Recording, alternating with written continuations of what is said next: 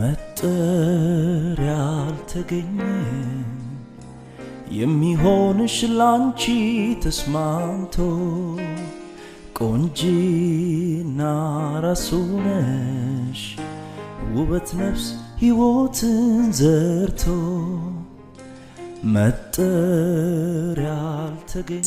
ሰላም ቤተሰቦቻችን እንዴት ናችሁ? ደህና ናችሁ ወይ? እኔ በጣም ደህና ነኝ፣ እግዚአብሔር ይመስገን። ያው ዛሬ በድንገት ምንድነው ሰርፕራይዝ የሆነ ቪዲዮ ነው አይደል? ይቅርታ ምን እንደምላችሁ ግራ ስለገባኝ ነው። እና ያው ምን ውስጥ ነው ያለሽው እያላችሁ ከሆነ ያው ድምጼም ያስተጋባል ምናምንና ያው እንደምታዩት ባዶ ቤት ውስጥ ነው ያለሁት። ምንም የለም። ያ ቲቺን ለመቀመጫ ያዘጋጀናት እንትን ነች። ያው ትንሽዬ ጎጆ እየሰራን ነው እና ያው አዲስ ሙሽሮችም አይደለን እና ራሳችን እያደራጀን ነው። ያው ዋናው ዛሬ የመጣሁበት ግን ያው እንደዚህ የሚያማምሩ ቀሚሶች ለእናንተ ላሳይ ነው ባይዞ የለበስኩት እና ከኋላ እንዳልዞርላችሁ ያው የሰው ልብስ እንዳላበላሽ የኦርደር ስለሆነ ዚፑን ለቀጭን ሴት የተሰራው ነው። ዚፑን መዝጋት አልችልም፣ እኔ ወፍራለሁ ከሷና ለዛ ነው ወደኋላ ዙሬ ምናምንም አላሳያችሁ። ይቅርታ ያው ካሁኑ ተናግሬያለሁ። እዚህ አካባቢ ምናምን ከወረደብኝ ለዛ ነው ከኋላ ዚፑ ስላልተዘጋ ነው። እና ቤተሰቦቻችን ዛሬ ምን ልላችሁ መሰላችሁ የመጣሁት ያው ቤታችን እቃ ምናምን እንድናስተካክል ስለሆነ እቃ አውጥተን ነው እንደዚህ ባዶ ቤት ላይ የሆን ነው። እቃውን አስተካክለን ምናምን ደግሞ ያው ቤታችን እናሳያችኋለን። እና ዛሬ ያው እንደዚህ የሚያማምሩ ያበሻ ልብሶች አሁን ለትንሳኤ የሚያዝያ 12 ሙሽራ የተሰራ ልብስ ነው። የሙሽራ ልብስ ነው። የወንዱም የሚዜዎቹም ሙሉ አለ። ያው ግን ቀጫጭን ስለሆኑ ለኔ አልሆነኝም እና ቢያንስ የሙሽራዋን ላሳያችሁ ነው ለብሼ የመጣሁት። እና ያው እንደምታዩት ቤተሰቦቻችን ለስጦታ ለቤተሰቦቻችሁ፣ ለምታገቡት ሚስታችሁ፣ ለባላችሁ፣ ለሰርጋችሁ፣ ለበዓል፣ ለክርስትና፣ ለልደት፣ ለማንኛውም ነገር ለእናት ለአባታችሁ ስጦታ መስጠት መመረቅ የምትፈልጉ ሰዎች ካላችሁ በጋቢም በማንኛውም የሽመና ስራ ያው አሁን በፊትም ታውቃላችሁ አለሁና ደውሉልኝ። ስልኬ እዚህ ስር ላይ አስቀምጥላችኋለሁ። እና ያው ዛሬ ድምጽ በትልቁ በሚያስተጋባ እንትን ነው የመጣሁት። ያው ባዶ ቤት ሲሆን ድምጽ ያስተጋባል መሰለኝ ቤትና ካሁን በፊት እንደዚህ ሲያስተጋባ ሰምቼ አላውቅም። ባዶ ቤትም ስላልነበርኩ ነው መሰለኝ። እና ያው ቤታችን በትንሹም ቢሆን እናድሳት እስኪ ትንሽ ነገር ቀይሬር እናድርግ ብለን ቀለሙን ምናምን ልንቀያየር ነውና ለበዓል ያው ትንሳኤም ደርሶ የለ ትንሳኤን እምር ብሎ ፈካ ብለን ለመዋል ብለን አንዳንድ ነገሮች እየቀያየርን ነውና ያው እንደዚህ ብታረጉት የምትሉ ካላችሁ ኢንቴሪየር ዲዛይን ላይ የተማራችሁ ሰዎች ካላችሁ ማንኛውንም ነገር እንሰማለን፣ አስተያየት እንቀበላለን፣ ንገሩን። እና ያው ደግሞ እዩት ምን እንደሆነ አላቅም። ሶፋ እዚህ ላይ ነበርና ሲነሳ እርጥበት ገብቶበት ይሁን ምን ይሁን አላቅም። ሌላ ቦታ ምንም የለም። እቺ ፓርት ብቻ እንደዚህ ጠቆረ ግድግዳው።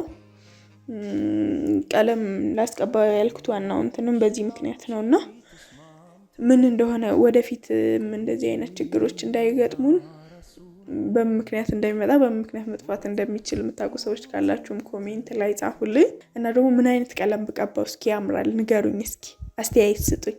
ምን አይነት ቀለም ቢቀባ ቤቱ የበለጠ ይፈካል? ያው በጣም ሰፊም ስላልሆነ ሰፋ የሚያደርገው ነገር ነው ፈልገውና ሲታይ ሰፋ ብሎ እንዲታይ የሚያደርገው ነገር እና እስኪ አስተያየታችሁን ንገሩኝ።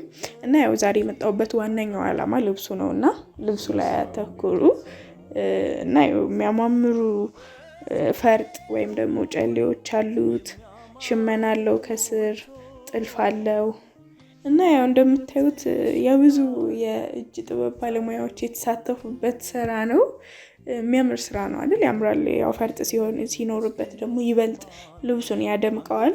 ያው ለእናንተ ላይ ይታያችሁ ይችላል። ያው ግን ውበቱ ኬትም ሆኖ ይታያል ብዬ አስባለሁና እነዚህ ፈርጦች ሲኖሩበት የየቹ ነው ድምቀቱ እንዴት ሻይን እንደሚያደርግ በመወጠሪያ ምናምን ሆኖ ደግሞ በደንብ ስፍት ብሎ ሲለበስ ይበልጥ ያንጸባርቃል። እንደምታዩት ብዙ የሚያማምሩ ጌጣጌጦች አሉበት። ዲዛይናቸው የተለያየ ነው ፈርጦቹ። እና እንደዚህ የሚያማምሩ ፈርጦች ገብቶበት በባዶም ቢሰራ በእርግጥ ይሄ ፕሮግራም ልብስ ስለሆነ ነው። አሁን ላይ የተለመደ ነው በፍርጥ ልብስ መሰራት እና ማንኛውም ልብስ ላይ አሁን ላይ ፈርጥ እየገባበት ነው እና ፈርጥ ሲኖረው ይበልጥ በጣም ያፈካል፣ ይደምቃል። ልብሱ ራሱ በጣም ነው የሚያምረው እና እንደዚህ የተለያዩ የሀበሻ ልብሶችን ማዘዝ የምትፈልጉ ያው በፈርጥም ያለ ፈርጥም እንደየምርጫችሁ ማዘዝ የምትፈልጉ ሰዎች ቀዳሚ ምርጫችሁ ሊያ ፋሽን ይሁን ብዬ ነው የምመክራችሁ። እና አሁን ዋነኛውን ልብሱን ባሳይት አይደለ? ልብሱን በደንብ አሳያችኋለሁ። ከዛ በኋላ ደግሞ ለሚዜም የተሰራ ልብስ አለ። ቀለል ብሎ እምር ብሎ ያው የሀበሻ ልብስ ለብሻለሁ ለማለት ግዴታ ብዙ ወጪ ማውጣት የማይጠበቅባችሁ ትንሽዬ ፕሮግራም ያለባችሁ፣ ለምሳሌ አሁን ሙሽራዋ ይሄን ስትለብስ ሚዜዎቹ ደግሞ ከጎን የራሳችንን ልብስ ነው መልበስ የምንፈልገው ብለው የሚዜዎች ብዙ ነውና ቀለል ያለ ልብስ ማሰርተዋል። እሱንም ማሳያችኋለሁ። ያው ግን ይበልጥ ደግሞ የሙሽራዋን ልብስ እዩት። ቀጣይ ወደ ቀጣዩ ልብስ እስከምንሄድ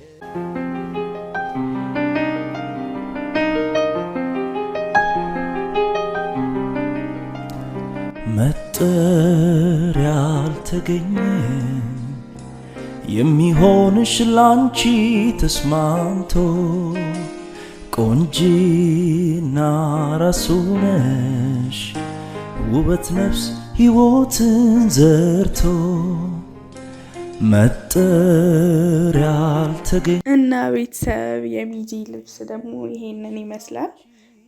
ያው ለኔ አይሆነኝም ብያቸዋለሁ፣ ይቅርታ ከጀርባዬም እንዳይከፈት ስለተሳቀቅኩ ነውና አያምሩም? ምንም ዝባዝንክ ያልበዛበት ስትር ያለ የሀበሻ ልብስ ማለት ነው።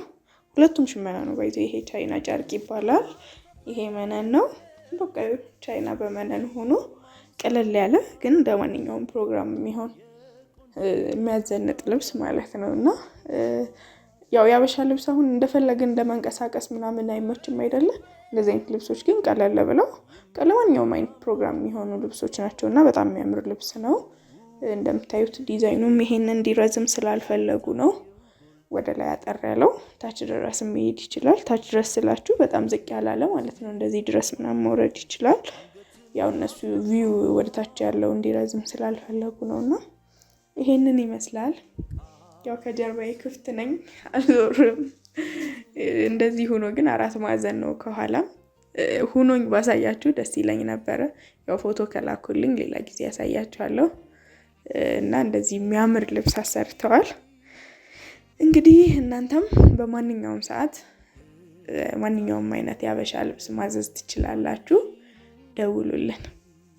መጠሪያ አልተገኘም የሚሆንሽ ላንቺ ተስማምቶ ቆንጂና ራሱ ነሽ ውበት ነፍስ ሕይወትን ዘርቶ መጠሪያ አልተገኘም